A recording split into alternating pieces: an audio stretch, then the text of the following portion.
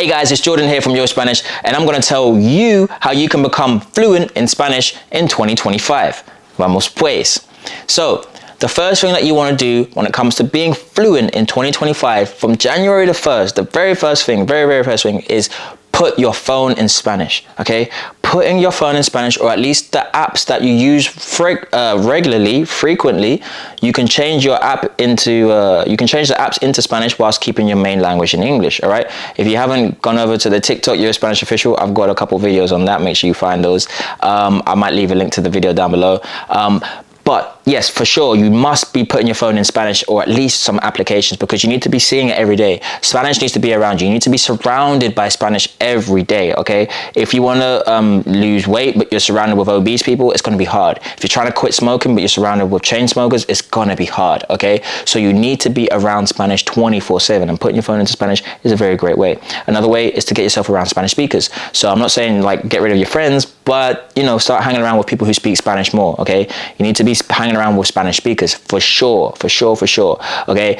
So also your entertainment. A lot of us consume content on a daily basis. So instead of scrolling and watching English content, you should be scrolling and watching Spanish content. You should be on Spanish TikTok. You should be seeing memes in Spanish. You should be watching Netflix with Spanish language TV shows, okay? Latino, from Mexico, from Colombia, from España, from wherever, okay?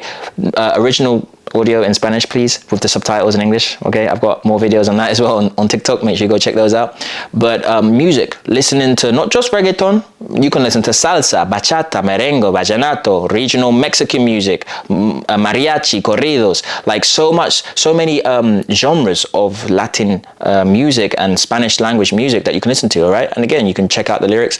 So you want to be surrounded with Spanish wherever you go, all right? That is the first thing to do.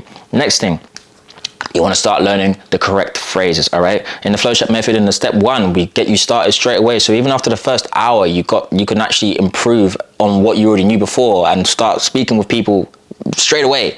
Okay, we give you the most useful phrases that you're going to use to introduce yourself to a new speaker in Spanish, to a friend, to a stranger. Okay, 70% of the time you're saying the same things over and over again. That's, in my experience, this is what happens when you go to a Latin American country. When you meet new people, you're saying the same things, all right? Hola, ¿cómo estás? ¿Cómo te llamas? ¿De dónde eres? ¿Cuántos años tienes? ¿En qué trabajas? Sí, yo soy Jordan, yo soy de Londres, de Inglaterra. Hágale pues. Do you know what I'm saying? So you're gonna do those things, all right? You're gonna learn those main phrases again. In step 1 of the flowchart method, it's all there. But if you're gonna not do that and do something else, that's what you're gonna be doing, okay? You're gonna be learning those key phrases that you're gonna use to introduce yourself whenever you meet somebody new in Spanish, all right? And that is remembering. And then after that, you need to understand, one of the most important things, you need to understand how a sentence is made, all right? You need to have the fundamentals of the language. That includes in Spanish and in English. Because if I tell you, when I am 50, I will buy a house, and I am 50, in English it's just I am and I am. In Spanish it's not, it changes. I know why, but do you? And if you don't know why, you need to know why. So you need to understand the English so it can transfer into Spanish, all right? So understanding sentence structure, understanding the verbs. What's the most important thing in a sentence in English and Spanish? The verbs. They show up every single time. You cannot make a sentence without a verb. I challenge you to do so. If you can make a sentence without a verb, I will send you $100. Shake on it. You cannot do it. It's impossible, okay? So you must focus on the most important things in a sentence, which are the verbs. I know loads of words, but I just can't string them together to make a sentence because you don't know the verbs, all right? So you must learn the verbs. Understand sentence structure, English and the Spanish. Understand how to use the verbs and the importance of them, and being good at using them in the present, future, past, I, you, he, she, we, they, etc., etc., etc.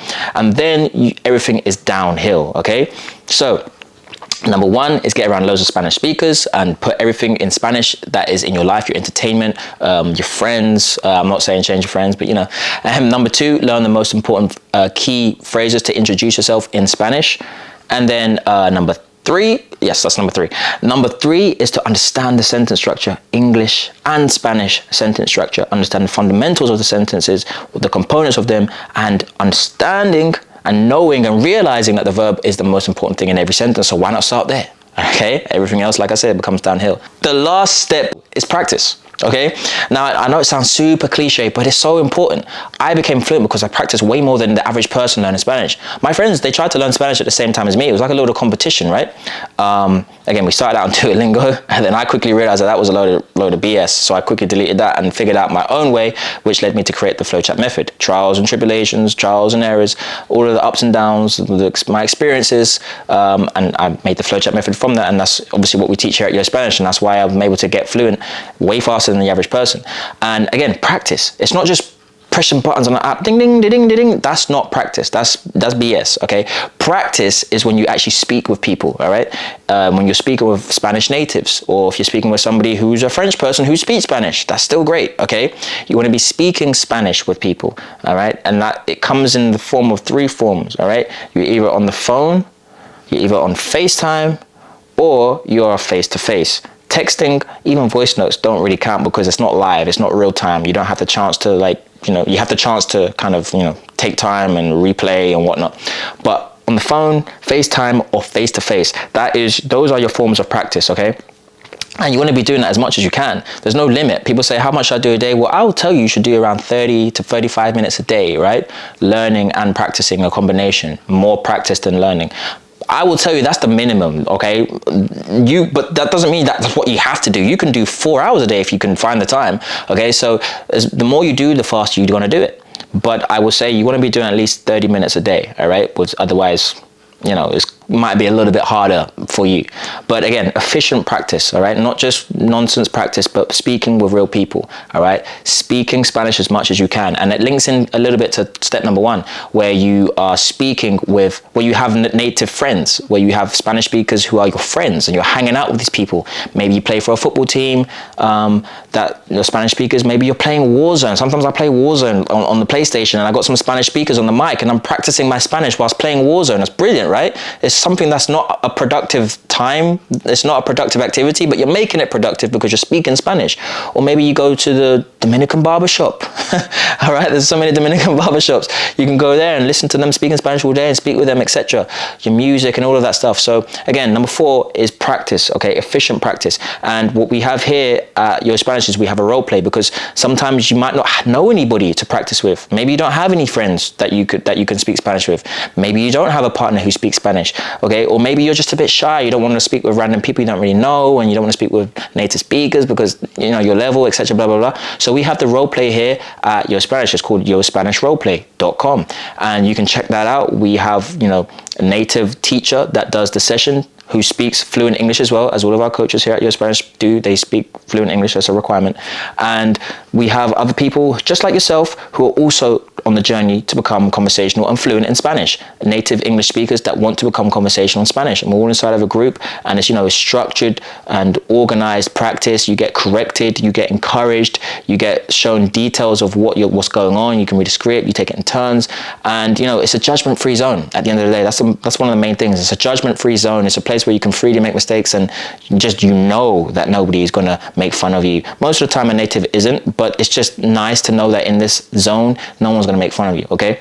To recap, number 1 is change your whole surroundings to Spanish. Put your phone in Spanish. Watch Netflix. You're probably already watching Netflix, but just watch the Spanish ones. Watch the Latino ones. Music, you're obviously already listening to music, but listen to the music in Spanish, okay? Your friends, all right? Don't change your friends, but start hanging out more with some Spanish-speaking friends. Number 2, the most important phrases that you need to use when you're presenting yourself, meeting somebody for the first time, or trying to ask for directions, ordering food. These phrases, okay? Learn these phrases, get good with these phrases, and you can remember them and use them straight away, okay? It can be very fast. You can use, within a week, you could know all of those phrases and make great progress. Number 3, understanding sentence structure, okay? Understanding the English and Spanish sentence structure. Understanding exactly what's going on within, utilizing the verbs, focusing on the verbs, and just getting really good at understanding sentence structure with a combination of using lots of different verbs and being very, very accurate when you use them. And everything else like vocab and like the red car or the car red becomes very, very easy. Masculine and feminine, it's not too hard to learn after that. It's all downhill. And then the last one, number 4, is efficient, constant practice, okay? Not pressing buttons on an app, not just texting and voice notes, but calling, FaceTime or normal call, or the best one, which is of course face-to-face speaking in person, all right? So those are the 4 things that you can do to get fluent in 2025 in Spanish. So again, thank you for watching the video if you made it this far. Make sure you subscribe to Yo Spanish. Make sure you drop a like for this video. Make sure you comment and share and turn on post notifications so you get notified every single time I release a new video, which will be very, very soon after this one. So I'm going to see you on the next one. Vamos pues.